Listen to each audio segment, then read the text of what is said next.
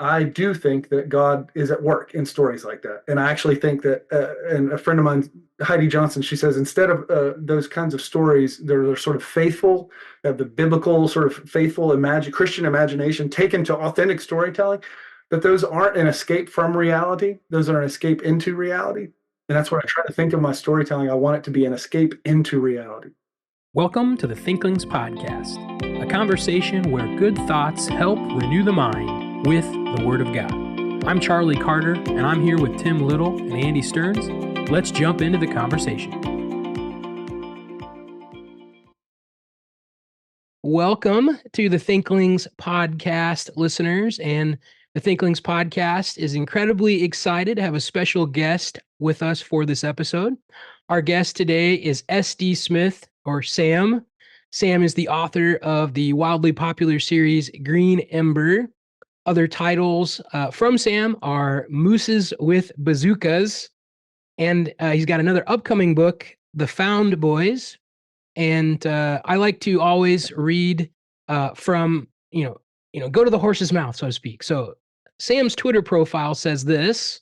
It says, Sam Smith, I give your family soul-shaping, memory-making, darkness-shaking adventures, which that's a well-crafted Twitter bio there. And then on your website, it says, books packed with old-school virtue and moral imagination, but are not safe, but rather bold, daring, and truthful. Sam, as we were mentioning in the before we were recording part of this, lives in West Virginia with his wife and 4 kids. And so, yeah, Sam, thank you so much for being here. How are those country roads down there in West Virginia? Oh, they are a little wet today. We've had some beautiful weather, but it's in that time of the season where it's back and forth. We get all 4 seasons in West Virginia, and sometimes in the span of like 3 or 4 days. But it's beautiful here. I love it. The country roads are doing great. I got something about those country roads. So we were at Appalachian Bible College last summer for the Bible Faculty Leadership Summit, and we were driving back, and the guy that was driving back was from Southern California, and so he set his GPS so that it would avoid the toll roads. Oh, big mistake. Big mistake. Oh, no. So we drove on those West Virginia roads, and the buddy sitting next to me after a while was just like, I'm not going to make it. Like he was going to lose his cookies. We were having some problems. So those roads are windy roads. They are. There's a reason why we have sort of a distinct culture from Virginia, and did even before the Civil War when we became our own state.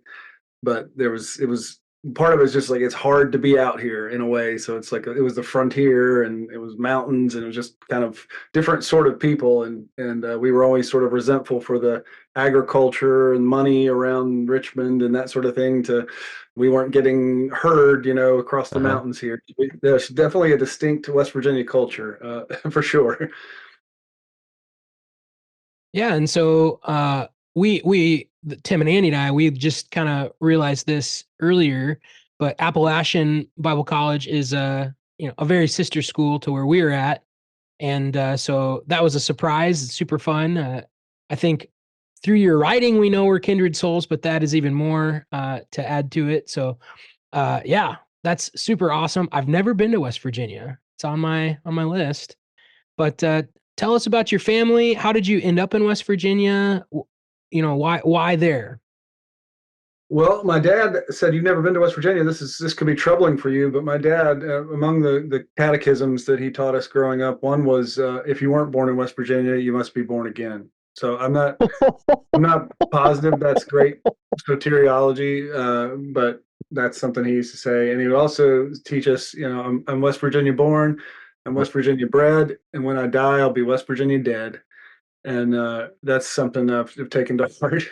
So, and he may or may not have said that, at the rapture, we'll all meet together at Mountaineer Field. But there was probably a little bit of heresy in there. I'm not sure, but I grew up in Wayne County, West Virginia, deep in the woods in a holler. I don't know if you guys know what a holler is, but it's the hollow space between 2 mountains. A hollow, but we say holler. And I grew up in one of those. And when I was 12, we went to South Africa. My parents were missionaries, and so there were 5 of us kids, and the oldest son, actually, he was going to Appalachian Bible College, and we went to the mission field and lived there for most of my teenage years. But other than my teenage years in Africa, which were interesting, exciting missionary kid life, really amazing time to be there. When I went there, I was 12. I turned 13. Nelson Mandela was in prison, and I turned 13, my first birthday in South Africa. He was released from prison, and Wow.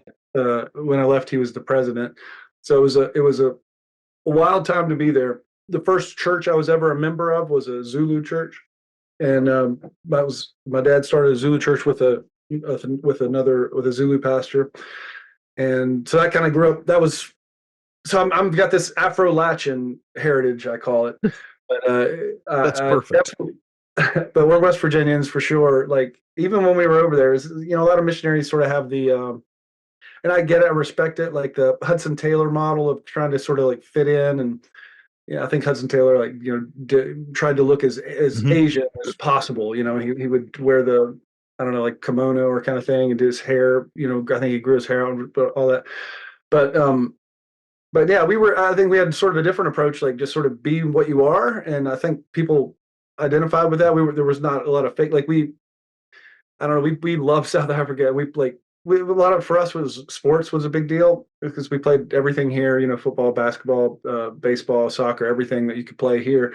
And when we went over there, we played cricket, rugby, more soccer, that kind of thing. We just kind of jumped in and did that. Like, we loved their stuff. It was awesome. It sort of became our stuff too, but we also never forgot who we were. We still would like get VHS tapes of Mountaineer football games and watch them. And we cared, we sort of care about where we're from, and but loved those people and really identified with them. I sort of got adopted into the Zulu tribe a little bit, not officially, but in our local little Wow. context. And that's really important part of my life. It actually still shows up in my books. My son and I have been writing a series called Jack Zulu and the Waylander's Key, and Yeah. those are based on a kid that's like his dad's Zulu and his mom's from West Virginia. So that I've always cared about those worlds sort of colliding a whole lot. Over on my wall here, I've got a Zulu shield and the state seal of West Virginia, like right over there.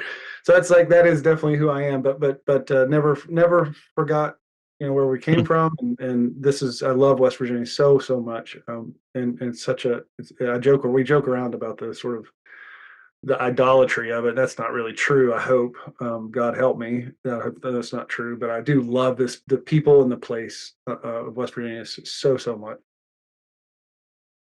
So I've got 2 final introductory things. Hopefully we'll go quick, and then we'll dump. And Tim, you can be ready. We'll do the thing we always do.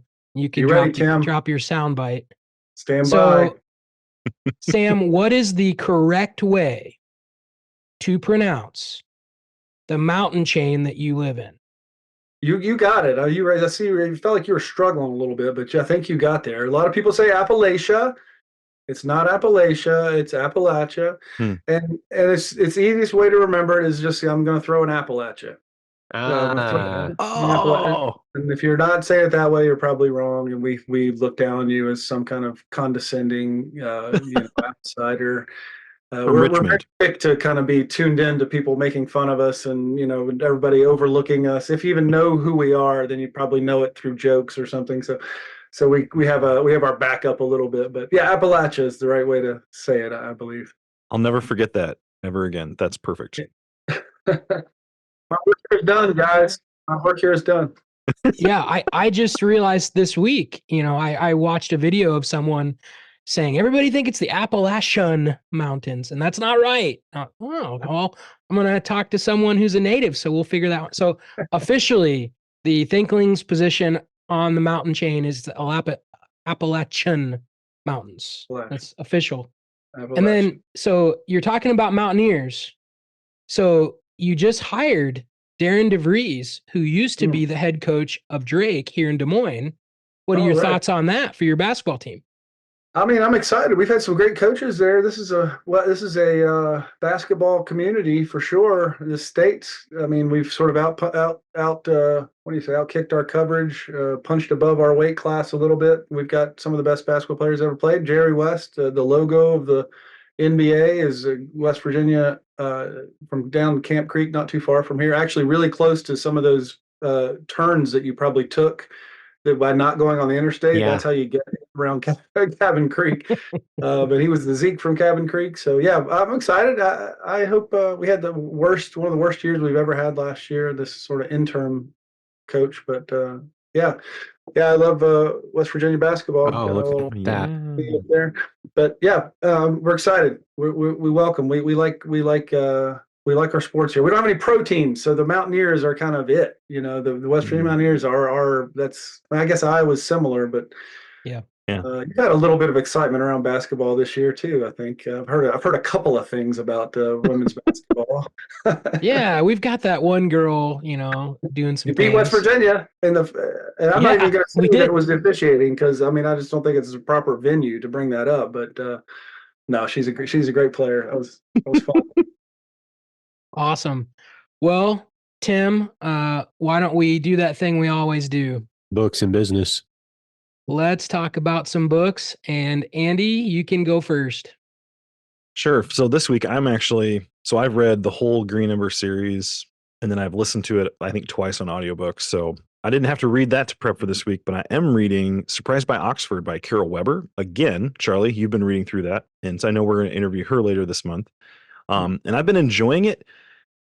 Similarly, a very good writer, and there's just a number of turns of phrase that she uses where I'm like, oh man, that's a really good way to say that. But even at the outset, the apologetic angle is really fun. I just remember how much I loved it before. So listeners, that'll be coming in the future, but if you haven't read it, I would definitely recommend it. Okay, books and business. So yeah, I have a book too, and I didn't read the Green Ember either in preparation for this interview, so I've been a little faulty memory. But I am reading Slow Productivity by Cal Newport. Ooh, are you a Cal Newport fan? Yeah, I love Cal Newport. Oh, kindred. Oh, sorry, I'm cutting you off. Go ahead. Let me do my thing here. Gosh, sorry. Yeah. Yeah, I love Cal Newport too, and I think I'm about halfway through Slow Productivity, and I think it's wonderful. I really loved deep work and digital minimalism an awful lot, and yeah, so excellent book. It's almost aspirational a little bit more than anything. Like I want to. There's definitely things that he's from his books that have influenced the way I think about work, and the way that, particularly just like our capacity to be distracted all the time, and how you really cannot. We think that we can multitask. We think we can write a little bit, read a little bit, check email, check Facebook, check Instagram, and that will be okay. But that sort of what does he call what is it? The context sort of switching. He has a lot of terms I can't remember for how the sort of whatever you were working on before stays with you and hangs with you, and you can't really shake it without doing long, deep, undistracted work. And that certainly feels applicable to the vocation of a novelist. So yeah, really helpful guy. I love and sort of taking it through, and like I do with a lot of these guys, sort of like taking it through sort of what I try to hopefully like a Christian biblical sort of lens. It's really there's some awesome common grace, awesome great insights that are just really, really helpful. Slow to Productivity has been on my list to read. I like Newport's observations of life. I think he does a good job. In deep work, he had those like 4 different types of deep workers. Are you the monk where you have to like cloister yourself away, or are you like the like hour a day kind of a guy? Like, or what do you think you are? I can't remember. Okay. I think I would like to be the monk, but I am not yet that. That's definitely, I would love to go that direction, but I'm more like try to get a few hours in every day of uninterrupted, if possible, 2 to 3 if I can. So I've been reading with some guys. We've been working through Finally Free by Heath, Lambert. I've read this before. I think we've even talked about it on the podcast before. But Monday nights I get together with some guys, and we've been reading through our book, Song of Songs for Singles, and we finished it. So the new book that we've been reading is Finally Free. I've had some good conversations about accountability and how accountability is not a time of confession. It can be part of that, but really accountability is, hey, I'm struggling with sin. help me out. And so you reach out to somebody before you sin, and not confessing just to them after you've already done so. So, Finally Free by Mhm. Heath Lambert. It's a really good book. I recommend it for young men who are struggling with immorality, or even trying to help somebody else who's struggling with pornography. So, yeah, that's my offering today for books and business. Awesome. And so, Andy, I completely agree with you about Surprise by Oxford. I'm about 3/4 of the way through that.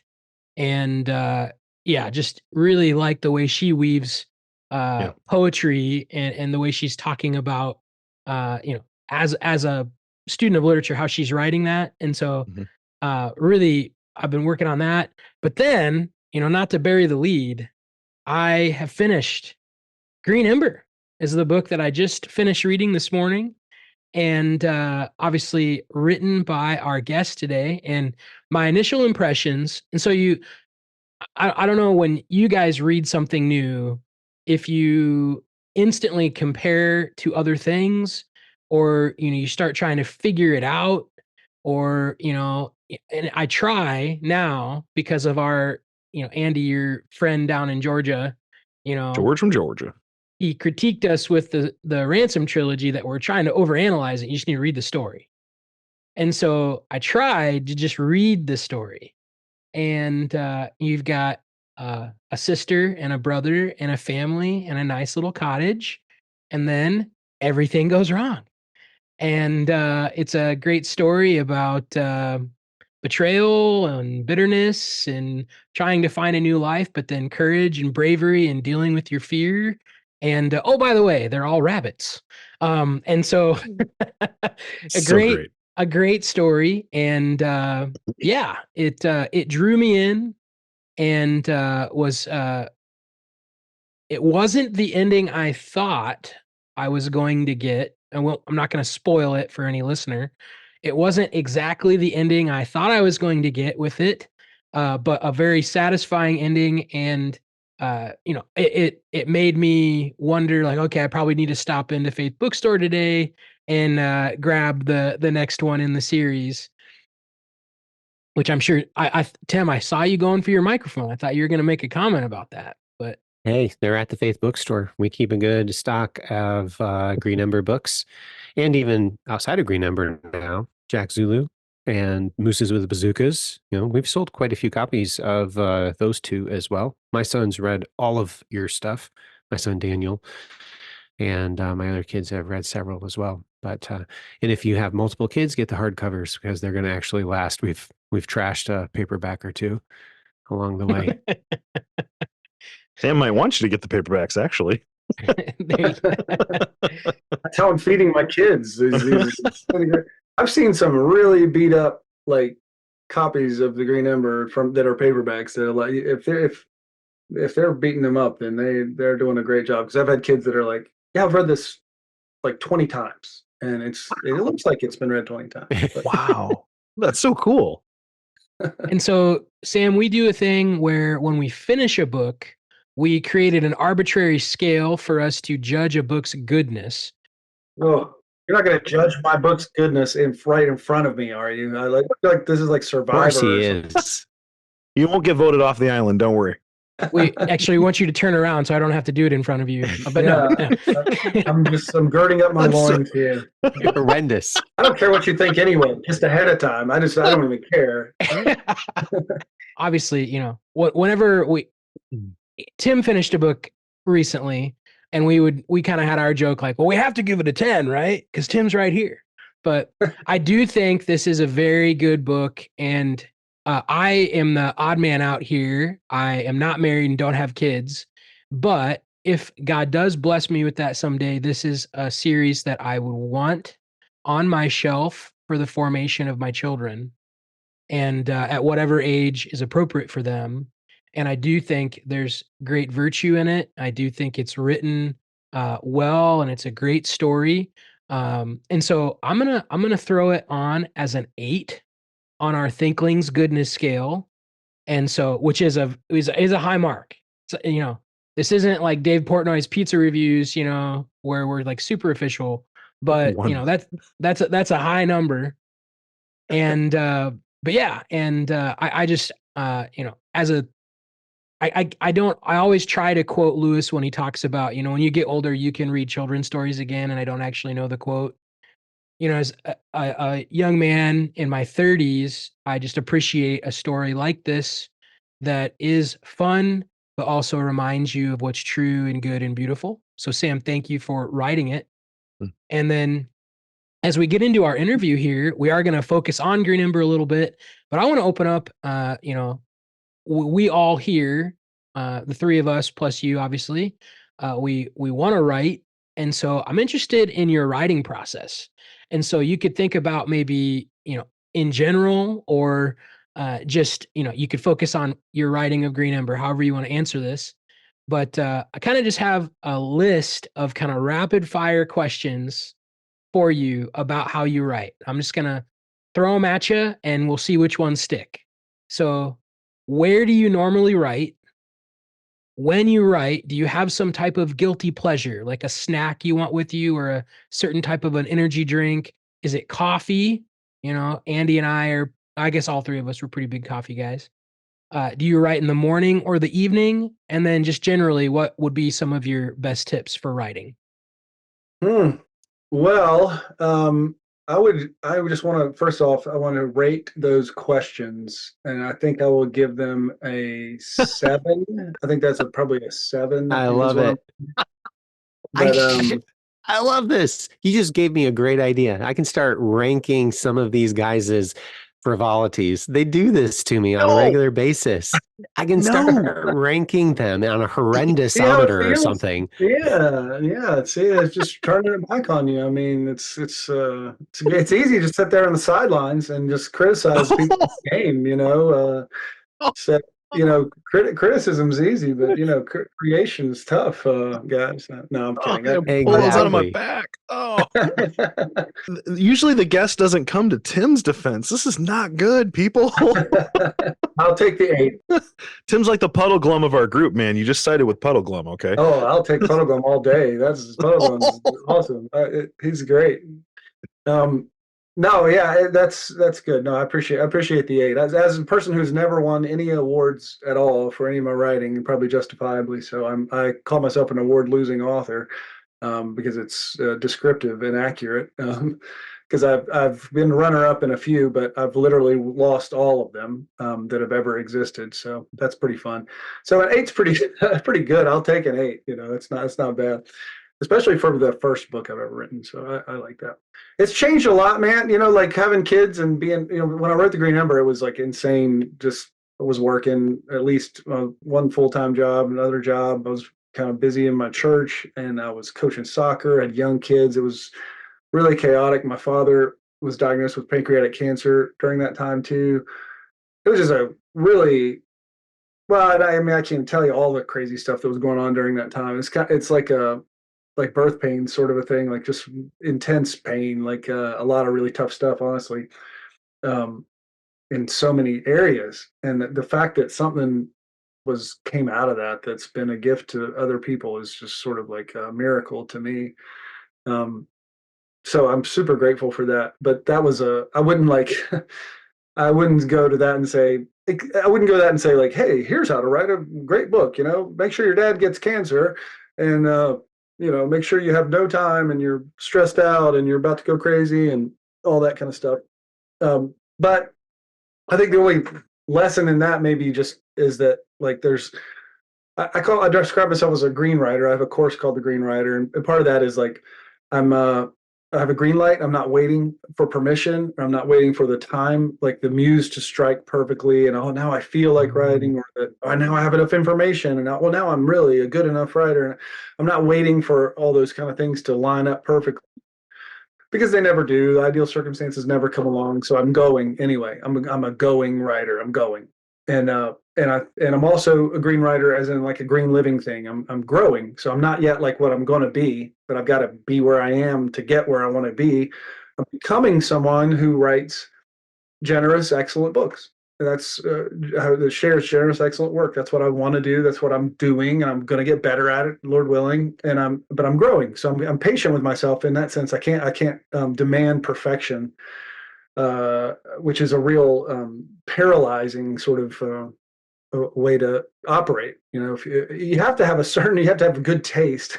So you have to evaluate. Like even the Lord or God creating the universe is creating things, and he's immediately evaluating. This is good, this is good, this is very good, that kind of a thing. I think that's what we do, and that's good.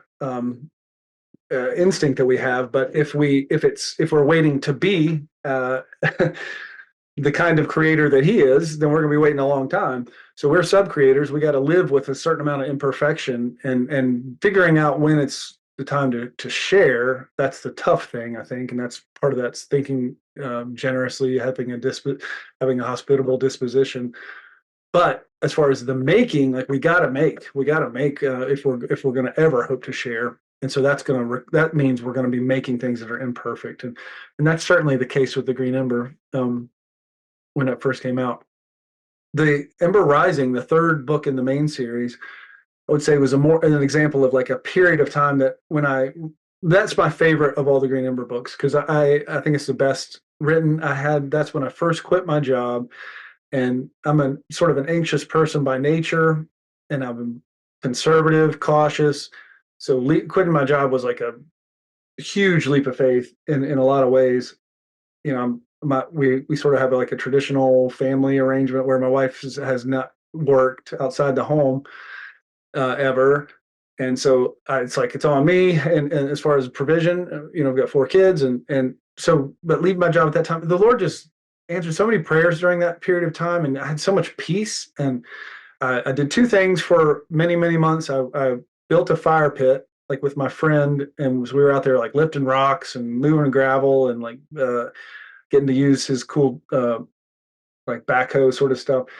And then I wrote Ember Rising, and that time was just, I don't know. And I took walks, and it was just like a peaceful time, and a surprisingly peaceful time in what could have been really chaotic. So those are like 2 contrasting times of writing. But so every book has been different, and every circumstance has been different. I think one of the main things is just sort of showing up and doing it, showing up and being present and being like and taking it on. I think it's the easiest thing in the world for writers to do, is to not write. And I'm so good at that. I'm like the best in the world at not writing. And I think most writers are super good at that. But it's just tough, and habits. I think you guys talk a lot about habits. It seems like you're tuned into that, even with your questions and stuff. So that's been a powerful tool for me. And did you say where I write, Charlie? Was that what you questioned? And yeah, where, when, are you a coffee guy? No, I don't. I know that people are like coffee. It's like coffee is the number 2/1 religion. It feels like with guys. It's like a coffee drinker, coffee addict. I'm like, you're literally putting your addictions out there for everyone to see. But no, I'm not a coffee guy. I drink tea occasionally, but I'm mostly water. I like water a lot. Sometimes I'll drink Coke, like a Coke or something, or a Sprite. But usually I like water a lot. But right here in this little office, it was like a garden shed sort of a thing, and I just turned it into a little office, and it's great. It's real small, but I call it the forge because I'm a smith. That's where I do my work, out in the forge. And I've got that's really cool. That's really cool. It's a nice little place. It's good. It works. It does the trick. Morning. So when I'm in a good routine, like right now, our little company, which is myself and my brother-in-law have our little publishing company, and it's called Story Warren, and we publish all my books. We're just now releasing our first non-SD Smith book, which is a hilarious, wonderful book called Team Burger Shed by Tavin Dillard. If you don't know who Tavin Dillard is, you should look him up. He's just a hilarious, kind of clean comedy kind of a guy, just really so funny. but we just announced his book a couple days ago, and then Jack Zulu 2, my second book written with my son, we're going to release on or announce on here coming in a few days. So probably by the time this is out, Jack Zulu will be out as well. Jack Zulu 2 will be out. Anyway, during that time, it's a little bit like all hands on deck. It's, it's chaotic. It's like a lot that's going on. We're a small company, so we all got to wear like 15 hats and we got to do a bunch of things. So it's hard for me it's hard / impossible sometimes during those periods. So I used to kind of like, oh, you got to fight through. You got to get your words every day. You'll hear all kinds of advice from people. Like if you don't do it every day, whatever. And I get that. You got to find your own rhythm. But for me, it's been I can't at this season, I'm not doing that right now. So I'm not like actively every day writing a book right now. I'm thinking about how to share this next story and trying to fight for time to get back in the chair where I can get some momentum going again on the next thing that I'm writing. But no, I'm not. But when I am like in manuscript mode, I'm working on it every day. Like it's the morning. It's got to be pretty early in the morning. I don't want too many things. I don't want too much decision fatigue. I don't want too much. I don't want to I try not to like check email, and when I'm at my best, I try not to check email or look on any kind of social stuff. I just try to get there with as few decisions as possible. The only thing that might happen, hopefully, is like sort of like religious things in the morning, like prayer and that sort of stuff. To try to, that's an important part. But so it's not I don't. So I try to do as few things as possible to get a good chunk in and like try to get I'll set myself some kind of easy-ish goal, like 1,000 words or something. And I try to get beyond that, but I try to trick myself into thinking like that's enough. Because usually if I get that, then I get momentum and I get going. And then I'll try to do it. I'll have a morning session, and then I'll eat lunch, do a few other things, and then I'll try to come back and get another one in the afternoon is the goal. And if it's like towards the end of a book, and I've got like a lot of momentum, then it's just like I might write almost all day. And just take breaks to eat and that sort of stuff. But my family sort of knows that that's a time when it's just like I'm a little bit out of commission if I can. I'm a big believer in like, you still got to like be a human, and you can't can't just say like I'm an artist, therefore I can like break the rules of being like loving your neighbor and being thoughtful. I've heard a lot of artists, that's why I'm selfish like that, why I'm a jerk all the time. It's because I'm a musician, or because it's like, that doesn't work. We're all called to we have different strengths and weaknesses in the body of Christ, but we got to love each other and we got to show up, even if it's hard or difficult or against our sort of nature. We got to conform. That's got to conform to Christ. So I don't want to I don't want to paint the picture that I'm this like problematic child of like doing whatever I want anytime I want, my family just can take it or leave it. I don't really have that disposition, but my family's very gracious in giving me space toward the end of manuscripts, especially. And I've gotten better at communicating about that with my wife over the years. But she's fantastic. She holds the fort. You don't need to hold down a fort. Is it a jumpy castle? It's not made of helium. You don't have to hold it. You hold the fort, right? You don't hold it. That sounds better. That does sound, that sounds better. I don't know why we say hold down the fort. You don't need to hold down. You just hold the fort. She had a part in Mooses with Bazookas. Did I see that correctly? She did, yeah, for the audiobook. She's a really good reader. So she read one of the stories. We had a kind of an ensemble for that. And it's pretty funny, honestly. You should, if you haven't given that a try. We did just start it recently, and it's been fun because Abby, she's only 7, so I've had some of the stuff you have to explain. But then we were driving and we'd finished. I think we finished the Archer Cup series, and we're looking for something to read. And so I downloaded the audiobook, and listening through the beginning of it, they were catching what we explained. They really, really enjoyed it. So, as far as like how you write, I was talking to my mom, who she's like retired, but she loves your books too. She's read them all. She's like, you're going to interview them. I need to read them again. But she messaged me and asked this question that relates to writing. She wanted to know, when you write a book, do you logic out and plan out the whole plot and all the stories, and then like you dress it up with imagery later? Or is it more just, it just like comes out and it's kind of organic as it comes out? Or is there a lot of planning behind this? Well, that's a great question. You guys probably know the two, excuse me, the two sort of broad terms of like of an outliner and a discovery writer. There's sort of in fiction, there's kind of people who are outliners, and sometimes people call those architects. And then there's sort of gardeners, like, oh, something's growing here, I'll kind of follow that along, and it's not as rigid. Outliners. Another term for that is planners and pantsers. Like some people are planners and other people are writing by the seat of their pants kind of thing. Those are all terms, and everybody's sort of like somewhere in between usually. And I am too. I'm definitely not an outliner. I'm not a person who just like everything is planned out. But for most of my books, I'll have beats. So I'll write a little beat. Like so I never write an actual outline like A, B, C, or 1, 2, 3, anything like that. But I was like, this needs to happen. Like, and I'll like almost like a little sort of version of a scene, and I'll sort of put those in order a little bit. And then I'm always open to that changing because it's so alive. It's so weird. It's like so much of writing feels not like a thing to me anyway. I think to a lot of novelists, it feels not like something you're creating, but something you're uncovering, that you're like the first audience to it. And that's kind of part of the fun of it is it's kind of like reading, you're just sort of, oh, and I'm often like, wow, he did that. I can't believe he did that. What in the world? What's, that sort of a thing. The characters do feel alive. It gets, it's a little spooky and you can take it in kind of a weird direction. But it does feel like, I'm not a big fan of Stephen King, but he has this metaphor where he talks about it sort of like like the bones of a dinosaur or something, and you're digging, and then you start brushing away, and you're kind of like, oh, and you're sort of finding it as you go, and that is kind of how it feels to some degree. But I always have some kind of a notion about what's going to come, but I'm just always available. Like the character of Helmer, like you're wearing a Helmer shirt right now. He's like got to be my favorite. I don't know. Pickett's great, but Helmer's got to be almost my favorite character. Well, he's the most popular character.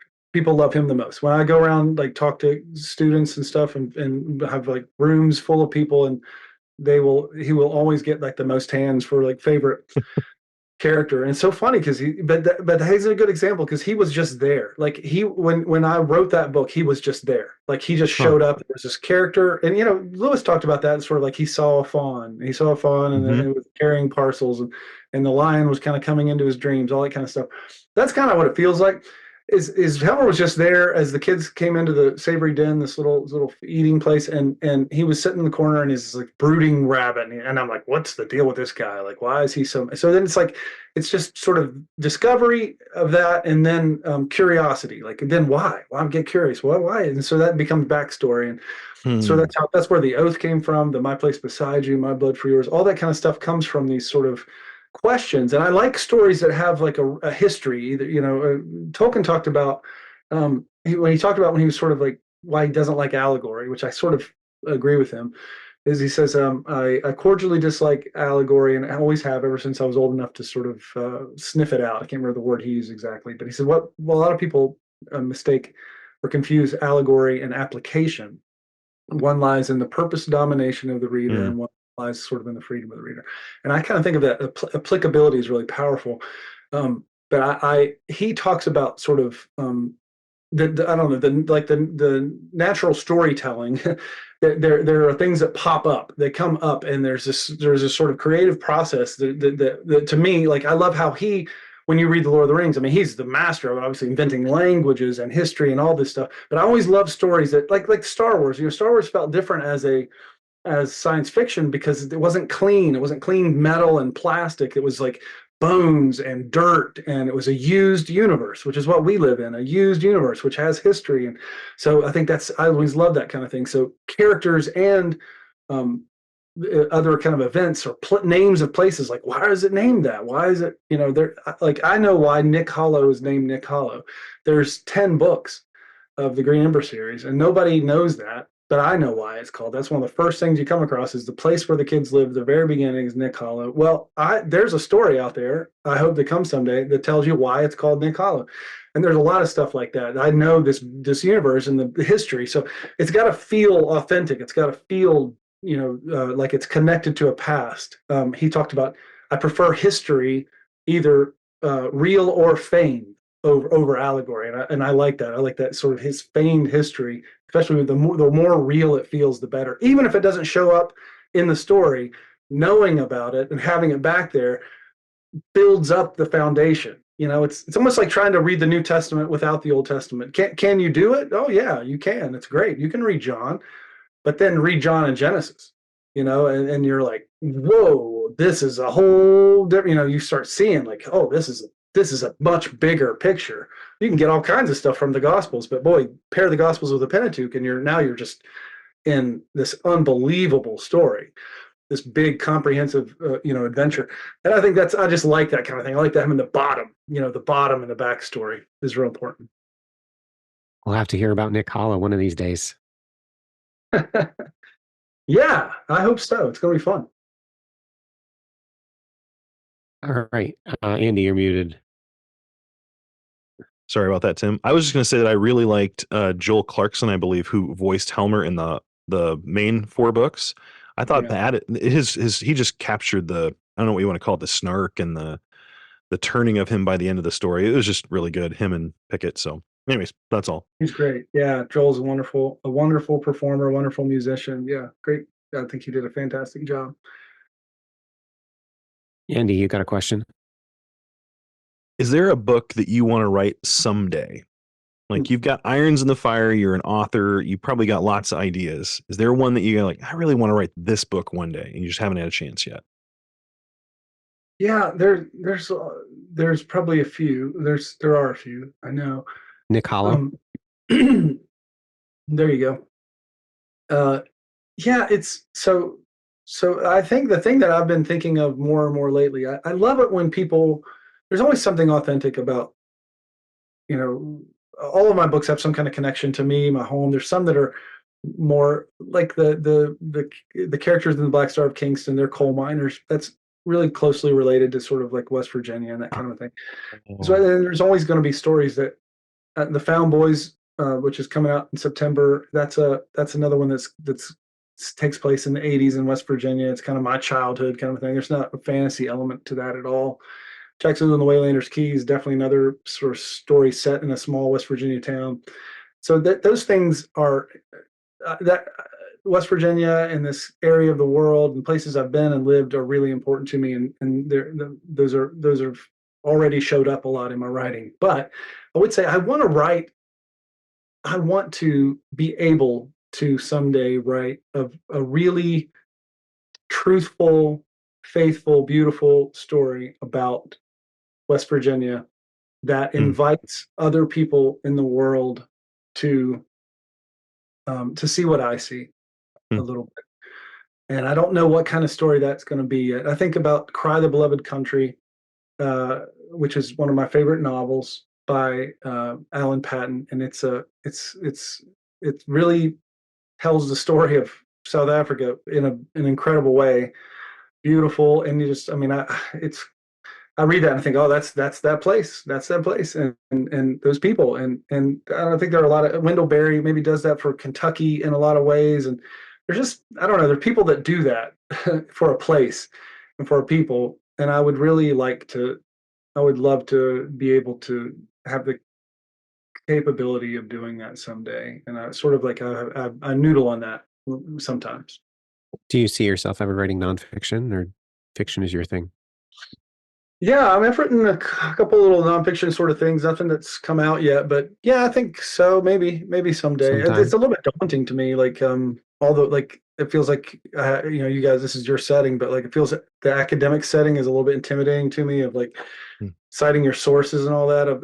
I would rather invent another world than have to like figure out where stuff comes from. And creating another world is a little daunting to me. I'd much rather cite some sources. So you guys are on the other side of the teeter-totter on that one. It's perfect. Yeah, You're like we bringing are. balance to the force. So one of the things about Green Ember, I was noticing, I loved how you encouraged boldness and courage in the face of danger, but then also brought in the beauty and the virtue, which is one of the aspects of your so like the first book, I read the first book to my children, and then it was a conversation point, and that was one of the things I highlighted on multiple points. So how do you bring that out in your books, like this old school virtue? Because I think that's one of the things that really makes your books stand out is that, hey, there's beauty in this world that God wants us to enjoy, and it's worth fighting for and preserving. I appreciate that. I think that's true. I think that's true about the stories. I I, uh, I will say I don't think not very much of that is intentional. As in, I don't think about a list of virtues or a even a feeling or what I want to evoke, and then try to think like, how do I get this into the story? It's again, Tolkien talks about stories bubbling up from the leaf mold of the mind. It's like a forest where tons of stuff is dropped down, all kinds of leaves and acorns and animal droppings and everything in the world's full of this sort of, but then things grow out of that leaf mold. And that's like sort of all of life. So I think it's like, it's kind of what I care about and who I am and what my family is and this place and people and love. And I mean, if you guys probably know as Christians, it's going to like ring a lot of your bells because that's what I care about. That's who I am. I care about the kingdom of God. I care about anticipating the kingdom of God. So was I thinking when I wrote the book, I need to write a book that helps kids anticipate? I wasn't. I wasn't. I was thinking like, what's a cool story? What's a cool story for my kids? And so I didn't. I almost have to wall it off in a way mentally. I know I sort of have to trust that God is going to be at work and he's going to do things in the story through my experiences and what I'm like taking into my mind and heart. Well, I think that's And huge. That's like very helpful in that basically it's kind of just an outflowing of your theology. It's an it is. outflowing of your grounding in Christian virtue. So I don't know. That's kind of interesting to me on a couple of points. One, I thought it was a little more intentional, but you're actually telling me it wasn't that intentional. It's actually simply an outflowing of who you are as a Christian, as a believer in Jesus the Messiah. So that's really helpful in thinking through just that creation of virtue. I would say, yeah, it's not intentional and it's also not accidental. I would say it's not I'm not I'm aware somewhat, but Right. the wall for me is it has to work as a story. So Right. I'm never thinking like, oh, I've got to have a messianic character and I've got to have, it's just like, it's got to come in. It's got to come in naturally and it's got to make sense as a story. The good news is Christianity, I think of all the story sort of systems in the world is the most, I think, logical and comprehensive. As in, we always think, oh, Christian stories are really narrow. And I don't think that's actually true. I think that Christianity accounts for reality in a way that nothing else can, I believe. Amen. I think Oh yeah. that different Mhm. worldviews of Buddhism, for instance, is very, very limited, in the kinds of stories you can tell. But you look at the scripture and you think about there's tragedies. You could tell a story just about sin, about like what it does, and it could like go great for a really long time. It seems to, the Koheleth in the Ecclesiastes is like, what's going on here? The people seem to be doing it. There's all kinds of corruption at every level, and doesn't seem to, that's a Christian story. It's a very faithful Christian story, and we've got this sort of like, there's a big. You could tell the story of Absalom. You could tell a story, which most people think of Christian stories, like somebody was doing wrong, then they did the right thing, and things worked out for them.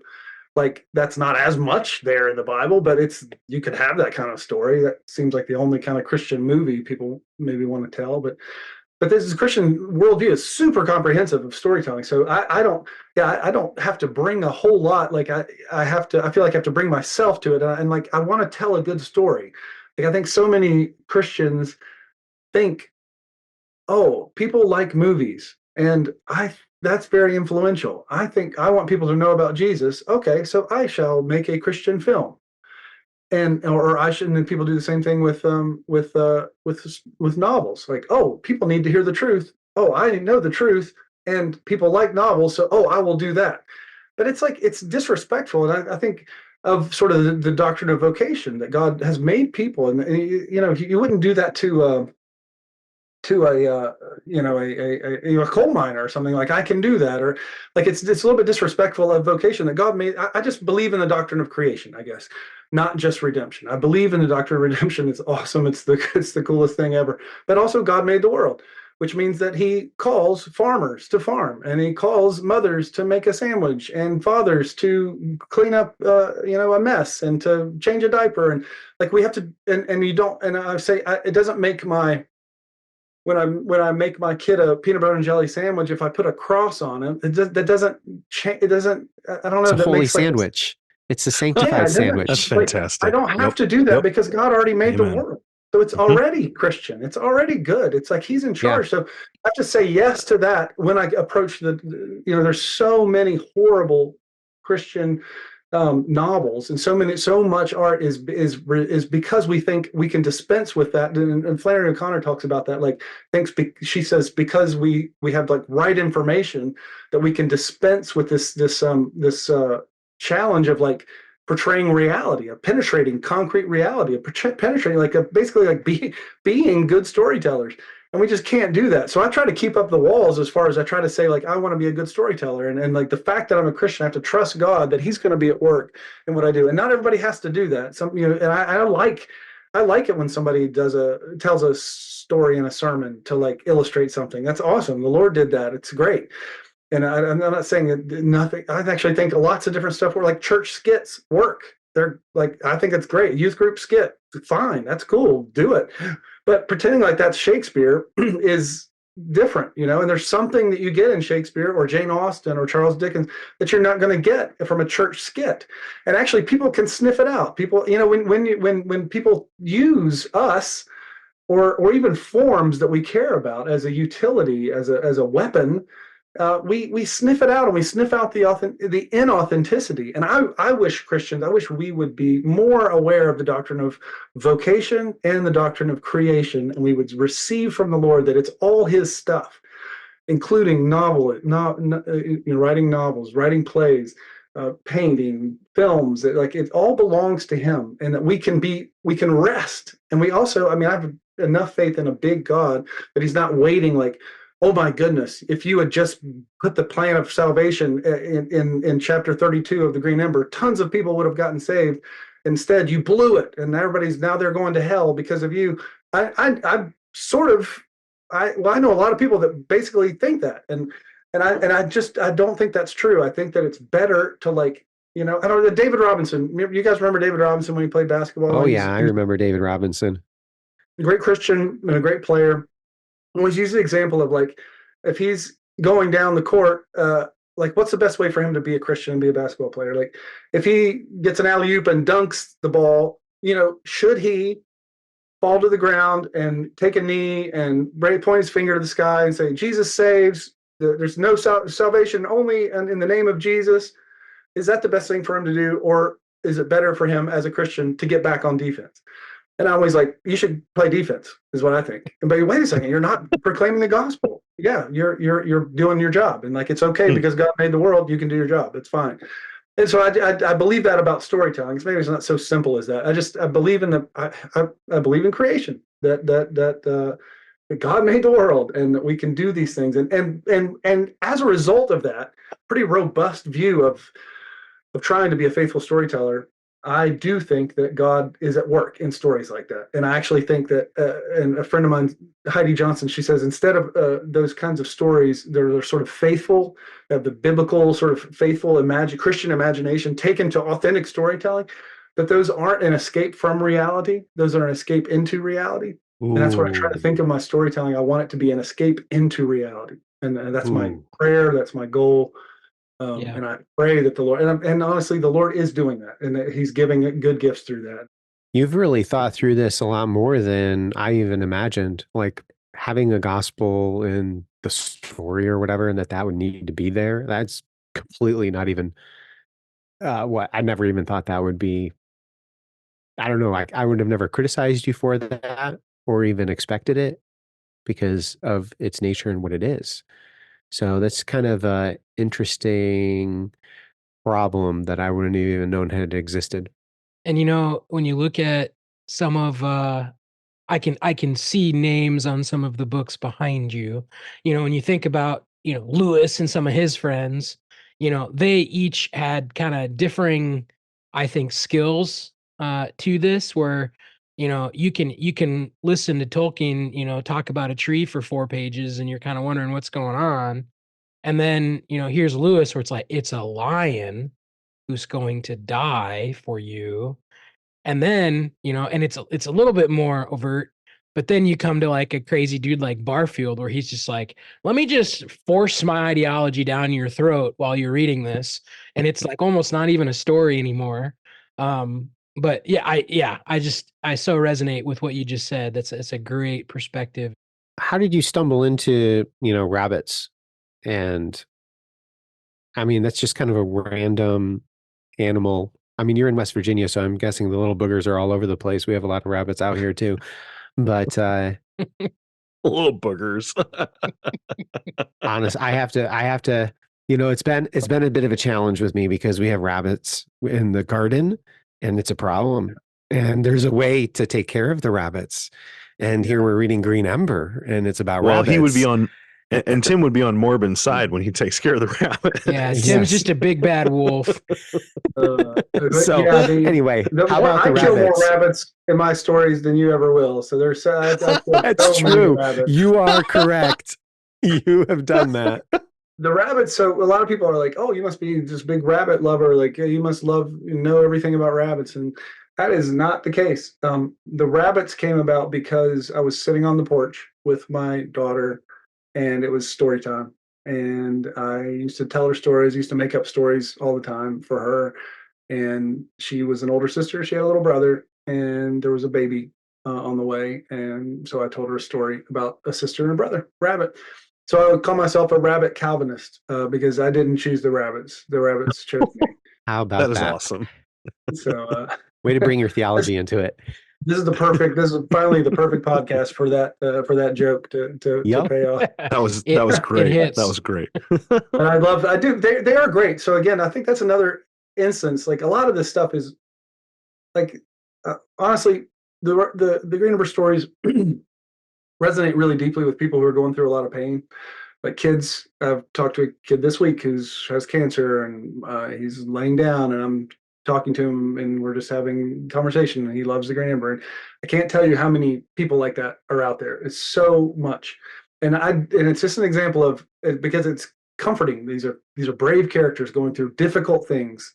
If it was more of a traditional Christian story where it's kind of like, I'll pat you on the head. Yes, everything you think is right. And no, if you just do the right thing, nothing bad will happen. And like a lot of the sort of safe for the whole family stuff that we have encouraged sometimes in as Christians, I like the dangerous element of it. I think it resonates with people in pain. But my point in sharing that is an example of that, something that I did not plan. So I didn't have the capacity or the brilliance or anything to say like, you know what, I'm going to make something that really blesses kids that are. No, I told a story. I was trying to say yes to what the Lord was giving me, I think. And he is doing crazy, amazing things with it out there that are serving people that are really vulnerable, who I really love and I want to give good gifts to. And I think even the rabbit stuff like that was something that, again, I wasn't clever and thought, what's really cool, rabbits.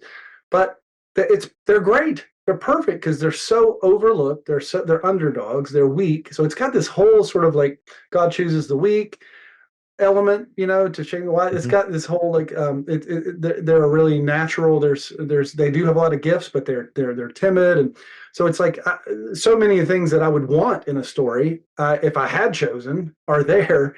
And I feel like that just all along the way there are tons and tons of those like mile markers of like, oh, the Lord knew better than I did. And I was just like maybe awake or said yes or just trying to pay attention imperfectly.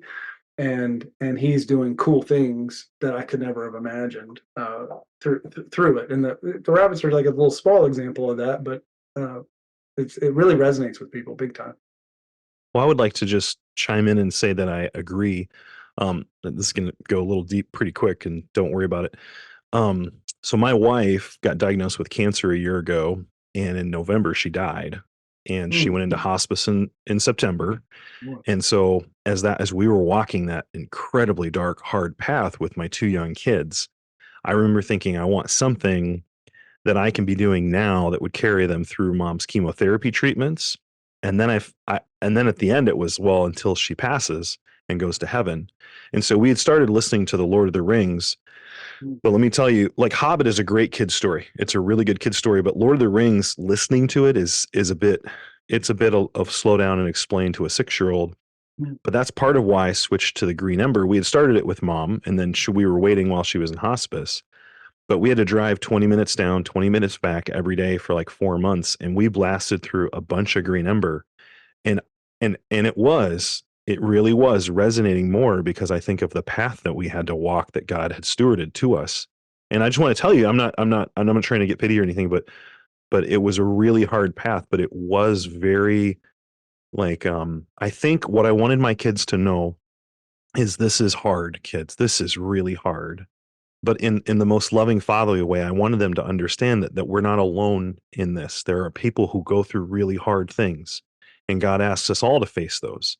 And sometimes we don't know about all the other ones. And in a really weird, small way, these stories, it's almost like it gave them, it kicked their mind out a couple of feet to know, like, oh, hard things can happen. Oh, bad things can happen. And it was just rabbits. But like some of these characters making the ultimate sacrifice, and some of these characters like being weak throughout it. There was no one-to-one comparison. There wasn't like I walked through it, but that as a background story and soundtrack to what we had to walk through really was timely and from the Lord. So I'm very thankful that you wrote this. And it was interesting that you just brought that up and said other people who have gone through suffering has resonated. I would be one of those. It was a wonderful story to read. And now past all that, God's brought great healing in my life. I've since met a really great Christian lady. We're engaged. God's been doing wonderful things in my life. It's not that I look back and I'm not sad about my previous wife or my children's mother, but I would say that whole experience has softened me quite a bit. And when I read your second and third, or your third and fourth book, I mean, I'm in the battle scenes and the sacrifice of the characters. I'm much softer than I think my kids are too. So anyways, I'm very thankful. I just want to jump in and say that I really do think you've served people who walk through suffering. I really do, even though you probably didn't set out to do that, but it very, very good. Very good. Gosh. Well, I mean, sorry to make it. I know you got blindsided by that. I'm sorry. Well, thank you for sharing that. That's thank you for saying that. I mean, that's I just praise the Lord. I mean, that's that the Lord is good, and even in these tough times, and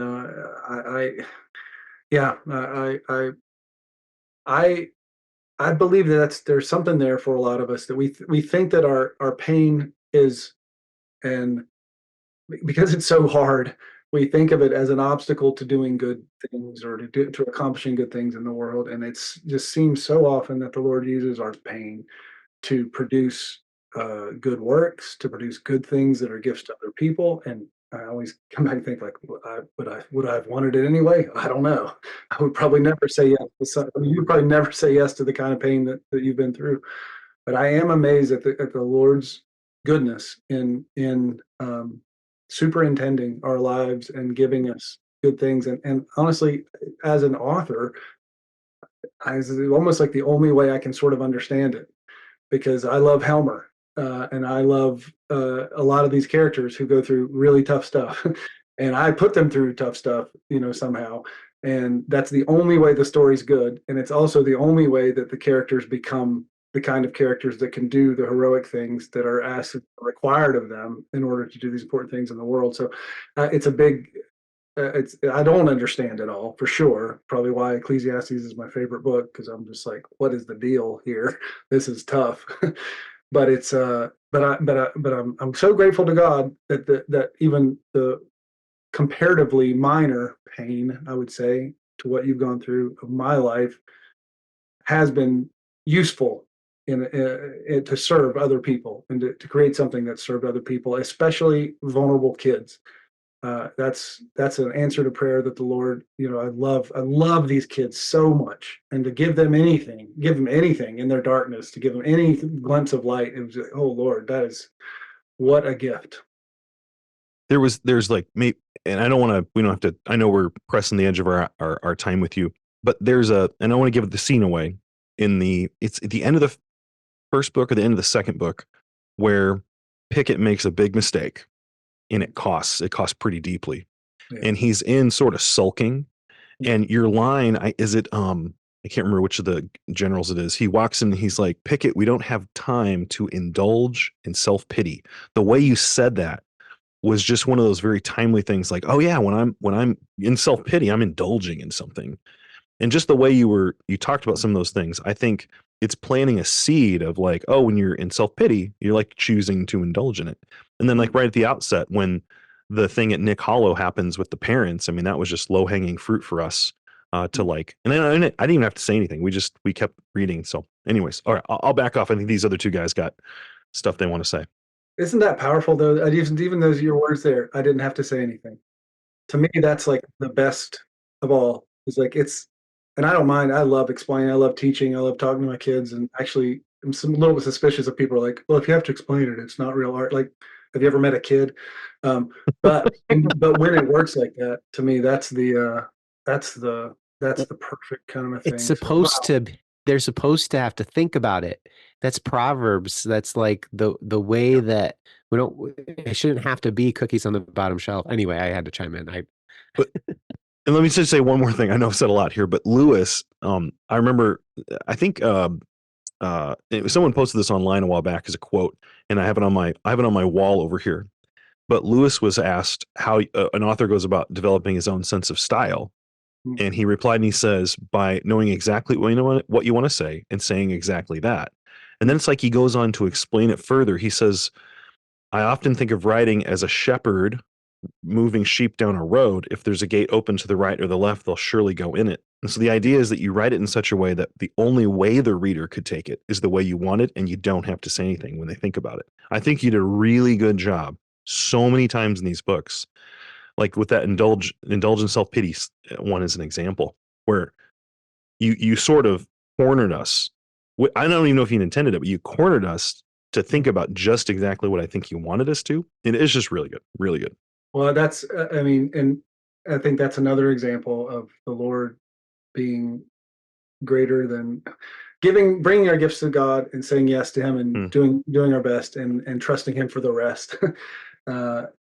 The old Keith Green song, you just keep doing your best and pray that it's blessed and He'll take care of the rest. I feel that maybe Keith Green doesn't have the best theology in the world, but I like that part. That one was okay. That was pretty good. Hey. But he does. He'll take care of the rest, and that's another area of him just of doing more. I don't know. It's like it's he's sovereign. We're trusting in His sovereignty. He has this capacity to love, and be getting a window into that actually by receiving a lot of mail from readers and notes and getting sometimes in signing lines. I'll talk to the kids. Will be either super excited and bouncing off the wall, or like, like my daughter a bit ago. Frozen. That's normal too. I totally get that. But then like the mom or the dad is like crying and like, let me tell you, I lost my son, 6 months ago, or we went through this terrible thing. And it's like, I've had that thousands of times now. So it's getting a little bit of a glimpse of what the Lord is actually doing. And it's so far beyond my capacity. And I know we often in our vocations feels like we don't often get to see so much of like what the Lord's doing, but I've been blessed to get, and probably because the Lord knows how frail I am and how much encouragement I need, how pathetic I am. So it's been a blessing to kind of get some of that feedback and say, oh, wow, the Lord is like loving these little kids and these families. Like I mean, if you could do something for one kid, I like coaching soccer a lot. And it's like, if you can see a little change in one kid, you're like, oh my goodness, my life has meaning, But to see that happen with kids through this is just, and I know it's imperfect. Like I think your 8 was really generous. Like that book is not the best book. Like I know there's so many books, and I'm not looking for anything here. I'm just genuinely like I know so many people are better writers. So it's not exactly the writing. It's not like, oh, he's such a brilliant novelist. Like I know it's not that.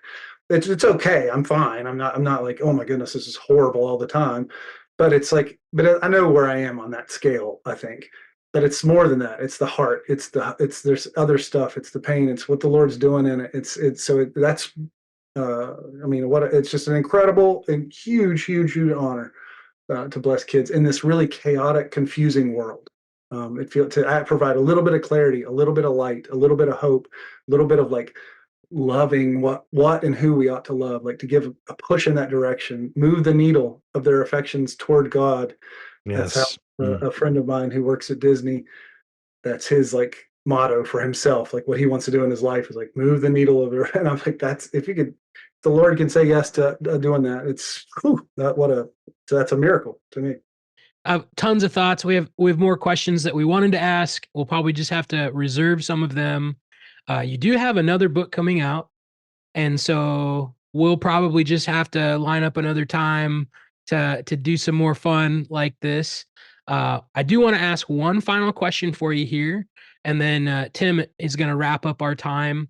But before I ask that, and before Tim does that, Sam, we do just again, from the three of us, we have all appreciated your work, and it's just so fun to talk with you, and in the power of Zoom, get to meet you.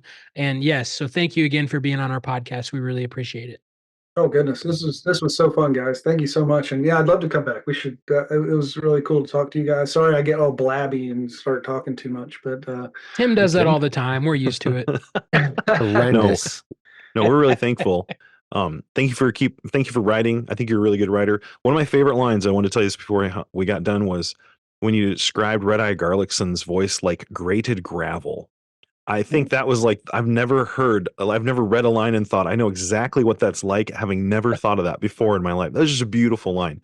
So you really have a great craft, and then you can see the eternal and the true and the good in it. And so we really appreciate it. So thanks for coming and interviewing. We were really, really excited about this interview. So thanks. We appreciate it. oh, I appreciate it, man. I'm so grateful for you guys. That's very kind of you. That I'll give you. That was a good part. That was a good one. That was That was there's really not good. a lot of them, but I'll take them wherever they are.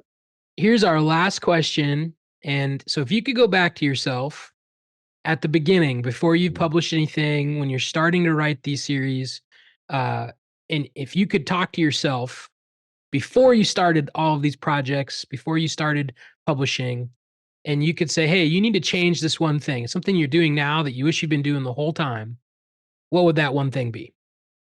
This is such a convicting question because I like immediately evaluate my life and think like, are there very many things? Like there should be more things. There should be more. I should be. But I think I have to settle on. I would take a walk every day, at least one walk every day.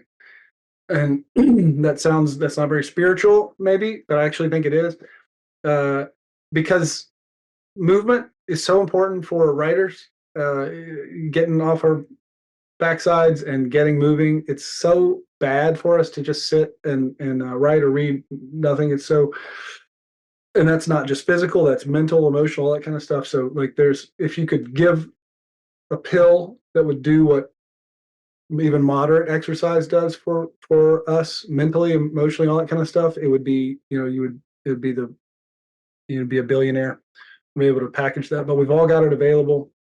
So walking, and it's so good for us as writers to be able to kind of think and move, and just I don't know how many story problems have been solved on walks, and how many sort of clever, interesting solutions to problems, all kinds of have happened on walks, besides just the fact of being able to see creation, and you live in a beautiful place like West Virginia or Iowa, it's good to walk and to see and to smell and to experience that. So, and also it's times when I go with my kids. So I'd always invite people, come on. And so I walk and talk with my kids. If nobody goes with me, it's a great time to observe, pray, think, plan. So I do that more regularly now than I did many, many years ago. And that is probably, I was like, literally probably the one thing I could think of. There probably are others but you're talking about every day. I don't know if I do any good habits every day as much as I should, which is a good point of conviction. But yeah, take a walk. Taking a walk, as I would say, hey, dude, take a walk every day. Yeah, I mean, think about what Jesus did. He went up in the mountain. I think what you're trying to say is I'm a lot like. Is that what you're getting? Okay, I think you're hitting me. I get it. I think that's what he said. You got to go with it. You got to take it. There's some strong similarity. Take compliments from Tim in whatever way you can get them. That's the one thing. Jesus and I both walk. So, go up into the mountain and pray. There we go. So we're ticking off a few really key things. I'm getting there, guys. Yeah, we don't have mountains in Iowa, so I mean, we can't even do that part. Oh my goodness, that's why we're so spiritual down here. I knew it. You have all the high places. Oh boy. That works both ways. That works both ways. Okay, Tim, can you rest from your puns for a moment to wrap us up, please? Let's have a final thought from God's word. So we love Ecclesiastes as well. I've taught Ecclesiastes. Charlie's taught through Ecclesiastes. Vanity of vanities, says the preacher. Vanity of vanities. All is vanity. We all go through difficulties, trials in this world. The Christian faith has a way of handling those trials. Life is not simply a trial, though. Life has good things. In fact, the book of Ecclesiastes, in the midst of all of the vanities, in the midst of all of the trials, there is a portion that's given to each individual. Ecclesiastes 2, verse 10, I'm going to read just a portion of it. For my heart rejoiced in all my labor, and this was my reward or portion from all my labor. Solomon had a portion. He had a lot, more than anybody, more than us, more than you will ever have. Yet in his abundance, guess what? It brought him unhappiness. In verse 11, it says, Then I looked on all the works that my hands had done, and on all the labor which I had toiled, and indeed all was vanity and grasping for the wind. There was no profit under the sun. His exhortation is to enjoy contentedly, enjoy the good blessings of God. He states in Ecclesiastes 2:24 through 26, nothing is better for a man than that he should eat and drink, and that his soul should enjoy good in his labor. This also I saw was from the hand of God. For who can eat or who can enjoy apart from him? God is the source of true joy. Being content with the portion which he has given, which is enough, is the way to joy. Yet in the midst of the goodness of Ecclesiastes and the portion that God has given, there are times in life when, well, it's hard to see. It's hard to see any portion, any good. And in the Hebrew Bible, the book of Ecclesiastes is followed by the book of Lamentations.